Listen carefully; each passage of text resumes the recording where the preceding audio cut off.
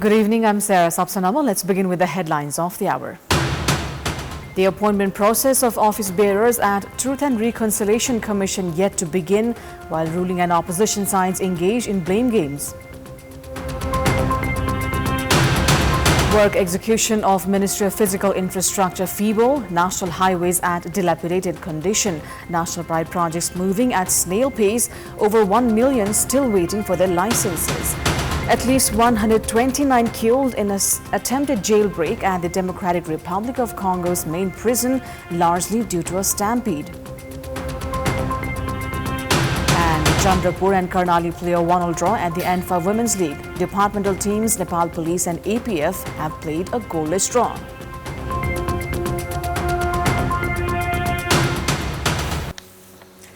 The Transitional Justice Bill after 18 years was authenticated by the President following consensus among political parties. However, the process of appointment of office bearers in the Truth and Reconciliation Commission has yet to begin. Parties too have yet to decide on the process, which has made the formation of the committee to recommend the office bearers uncertain. The Ministry of Law, Justice and Parliamentary Affairs has meanwhile said that top brass leaders are in discussion for the same. Top leaders, including Prime Minister KP Sharma Oli, had stated at the Parliament that the peace process would conclude soon, which was welcomed by the international community. However, the government has dilly-dallied the appointment of the office bearers. It also seems confused on whether to give full shape to the existing committee that was formed earlier under the coordination of former Chief Justice Om Prakash Sharma or form an entirely new one. However, even if the existing committee is given continuity, it will take at least 2 months for it to fulfill its duties. Around 65,000 complaints have been filed at the Truth and Reconciliation Commission and the Commission for the Investigation of Enforced Disappeared Persons so far. These two commissions will take in any remaining complaints after it gains full form. However, the delay in appointment of office bearer has been pushing further the works of concluding peace process. Main opposition CPN Mahavi Centre has been agitated with the government of CPN UML and Nepali Congress that had committed of a stable government and taken constitution amendment as its top agenda. Mahavi Centre Chair Pushpa Kamal Dahal has been airing harsh comments towards Prime Minister KP Sharma Oli. In response, the Premier has also warned Dahal that he will not fear anyone, suggesting that he was not the one behind the deaths of 17,000 people in reference to the loss of lives during the armed conflict.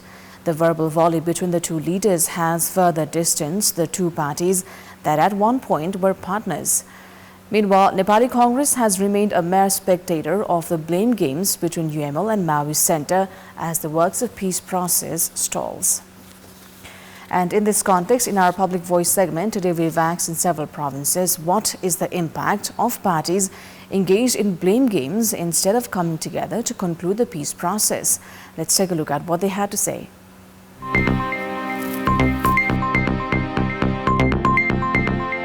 सर्वसम्मत रूपमा यो मुद्दालाई चाहिँ टुङ्ग्याउनु पर्छ ताकि ती द्वन्द्व पीडित परिवारहरूले न्यायको अनुभूति गर्न पाउन्। हिजो पनि मार परेको थियो, अब यिनको मार परिदै रहने अवस्था देखिन्छ। जुन मान्छेको एउटा मानव अधिकार हो, त्यो मानव अधिकारको पनि एक प्रकारको हनन भएको छ। द्वन्द्वको चपेटामा परेका मानिसहरूले न्याय पाएनन्। देशले निकास नपाउने हैन विकासका कामहरू योजनाहरू चाहिँ समयमा चाहिँ अब नटुङ्गिने, यिनीहरू आपसमा चाहिँ नलरिकन सम्बन्धित चाहिँ के भन्छ समस्याको जुन समस्याहरू छ नि, व्यक्तिहरूको जुन समस्या छ त्यो चाहिँ समाधान गर्नुपर्ने। दुई दलहरू मिलेर झगडा गर्नुभन्दा त राम्रो जनताहरूको कुरालाई आवाजलाई उठाएर बरु झगडा गरेको डिस्कस गरेको राम्रो। यो चाहिँ देशको लागि र जनताको लागि एकदम नराम्रो विषय हो। सबै पार्टी राजनीतिक पार्टीहरू मिलेर एकजुटमा टुङ्गेमा पुर्याउनु पर्छ। सङ्कटकालीन न्यायलाई अब लामो अवस्थामा लान हुँदैन। छिटो भन्दा छिटो यसको निकास नदिने हो भने यसले पनि नेपाली जनतालाई र नेपाललाई सङ्कटमा पार्छ। उनीहरूले जनताको वास्तविक समस्याहरूलाई समाधान गर्नु पर्यो।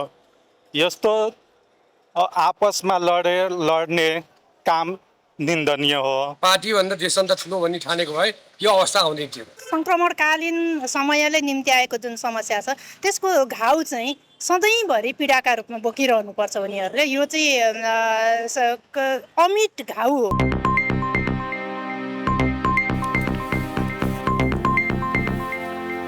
Parliamentarians have drawn the government's attention on issues ranging from MBBS entrance exam results to controversial statements from ministers. Speaking during the special hour of today's House of Representatives session, lawmakers demanded for a probe into the errors in the results of MBBS entrance exam. Opposition Maui Centre and Rashtriya Swatantra Party lawmakers said the fate of more than 3,000 students had been tampered with and alleged the government of being behind it. सच्याएको हामीले सुन्यौं। म प्रश्न गर्न चाहन्छु, मानवीय गल्ती गरेर विद्यार्थीको भविष्यलाई धरापमा पार्न पाइन्छ र सम्माननीय सभामुख महोदय, विद्यार्थीले समान अङ्क प्राप्त गर्दा क्रमशः बायोलोजी, केमिस्ट्री, फिजिक्स र गणितमा प्राप्त अङ्कका आधारमा मेरिट कायम गर्नुपर्ने होइन र सम्माननीय सभामुख महोदय, झन्डै 3000 विद्यार्थीको नतिजा भद्रगोल भयो, परिवर्तन भएको छ। परीक्षार्थीले परीक्षाको विश्वसनीयता, प्रश्नपत्रको गोपनीयता बारे प्रश्न विद्यार्थीले उठाइरहनु भएको छ। हरेकचोटि विद्यार्थीहरूले आन्दोलन गर्ने अवस्था चाहिँ नि हामीले सृजना गर्नु भएन। यतिकै नैराश्यपन छ, यतिकै विद्यार्थीहरूले यसमा राजनीतिक हस्तक्षेप भयो भनेर मलाई इमेल गरेका छन्। मैले विद्यार्थीहरूलाई प्राविधिक त्रुटि के हो बुझौँ, यसमा सबै कुरामा राजनीतिक रङ नदिउँ भनेर थाम्न खोजिरहेको छौँ। तर यो पारदर्शिता भएन भने चाहिँ नि जसले जेसुकै पनि भाष्य पनि बनाउँछन् र त्यो भाष्य परिकल्पना गर्नको लागि सरकार आफैले स्पेस बनाइरहेको छ भनेर म सम्बन्धित सभामुख महोदय मार्फत सरकारको ध्यान आकर्षण, चिकित्सा शिक्षा आयोगको अध्यक्ष प्रधानमन्त्री हुनुहुन्छ, सहअध्यक्ष स्वास्थ्य मन्त्री र शिक्षा मन्त्री हुनुहुन्छ, त्यसकारण यसमा गम्भीर ध्यान आकर्षण म गराउन चाहन्छु। Lawmakers also demanded answers from the government on the controversial statements aired by Minister for Communication and Information Technology, Prithvi Subba Gurung, who is also the government spokesperson.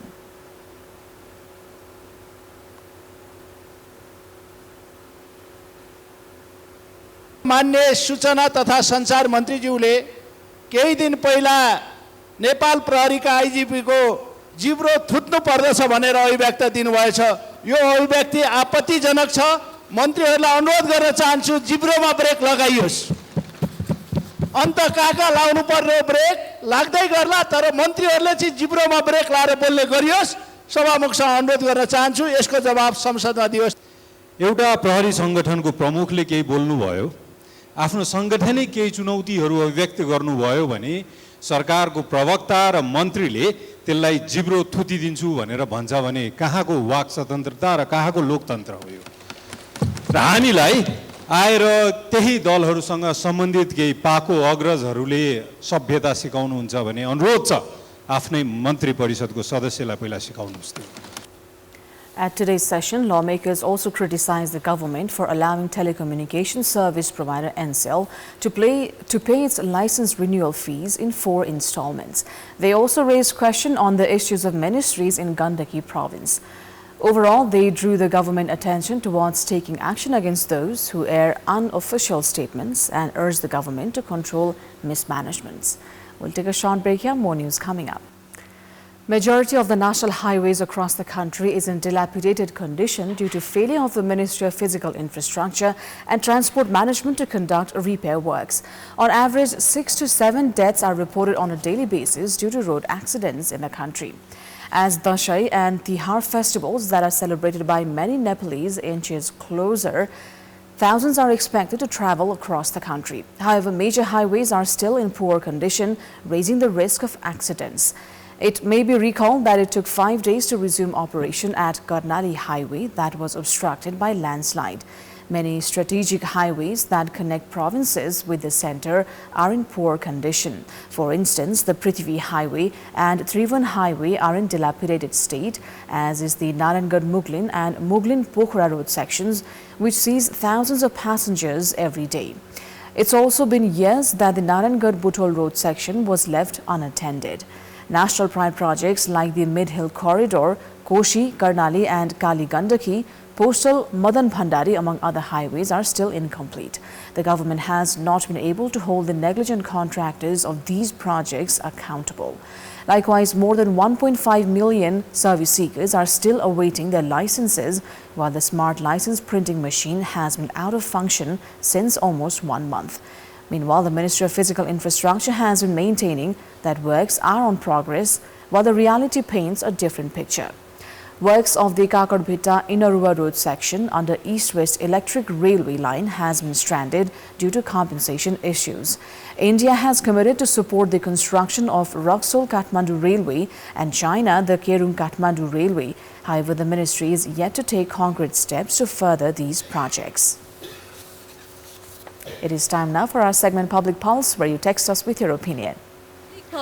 But before today's question, let's take a look at the results from yesterday's poll. Yesterday we asked you what's your take on recent remarks by Maoist Centre Chair Pushpa Kamal Dahal.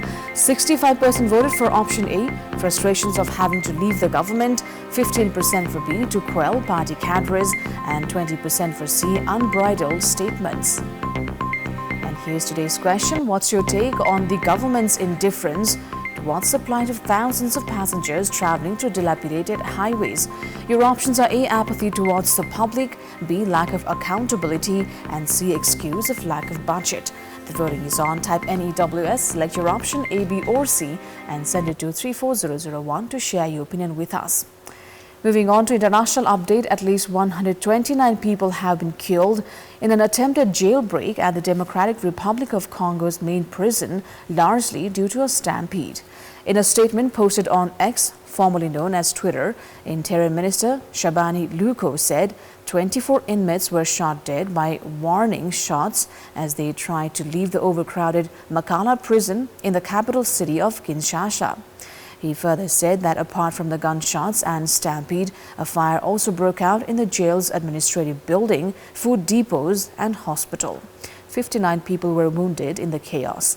The prison, which has a capacity of merely 1,500 inmates, holds over 12,000 people, according to an Amnesty International report.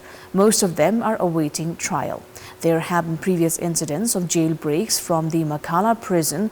In 2017, a religious sect attacked the prison and freed dozens. The government said it is investigating the latest incident.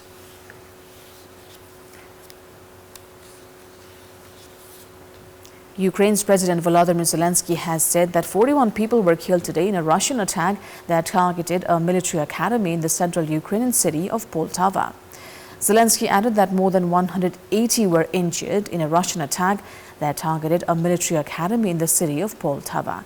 Ukraine's defense ministry said that 2 Russian ballistic missiles hit a hospital and an educational institution, partially destroying one of the institute's buildings. Ministry further said that the time interval between the air raid alert and the arrival of the deadly missiles was so short that it caught people in the middle of evacuating to the bomb shelter. At least 12 people have died after a boat carrying migrants capsized in the English Channel on its way to Britain, French Interior Minister Gerald Darmanin said today in a post on X, adding that 2 people were still missing. According to UK government figures, tackling illegal immigration has been a priority for both the British and French governments. More than 2,000 people have arrived in Britain on small boats over the past 7 days. Last week, President Emmanuel Macron and British Prime Minister Keir Starmer pledged to work closer together to dismantle migrant smuggling routes. The Channel is one of the world's busiest shipping lanes and currents are strong, making the crossing on small boats dangerous. In August, 2 people were found dead after a boat carrying migrants trying to cross the Channel ran into difficulties. We've got more news coming up, but right now it's time for yet another short break. Sports news. Chandrapur municipality has played a 1-1 draw with Karnali province in its first match of the ENFA Women's League. In the match played in ENFA complex at the Batu, the 2 sides shared points. Karnali had taken the lead in the 7th minute itself as Sunkala Rai had volleyed in from 25 yards. However, Chandrapur equalized in the injury time of the first half. Rajan Tokar scored for Chandrapur. Sunkala's attempt in the 62nd minute was saved by Sajani Tokar from the goal line, depriving Karnali from taking a lead. Chandrapur's Rajani once again attempted in the 65th minute but failed to convert. Sunita Sunar beat the goalkeeper in the 66th minute. However, Anjanapun cleared the attempt from goal line. The final score was 1-1 and the 2 sides bagged 1 point each. In the second match under the Women's League today, departmental teams Nepal Police and APF have played a goalless draw. APF Sabita Rana Magar attempted to open account in the 11th minute. However, her effort landed right at the hands of custodian Usha Nath. In the 25th minute, Rashmi Ghising tried using Sabita's pass to find the net. However, the ball deflected out the post. Both the sides created plenty of chances in the second half, however failed to complete. The 59th minute attempt by Police's Anusha Sherpa was saved by goalkeeper Sabitri Kishan. Having to break the deadlock, both the sides settled with sharing points.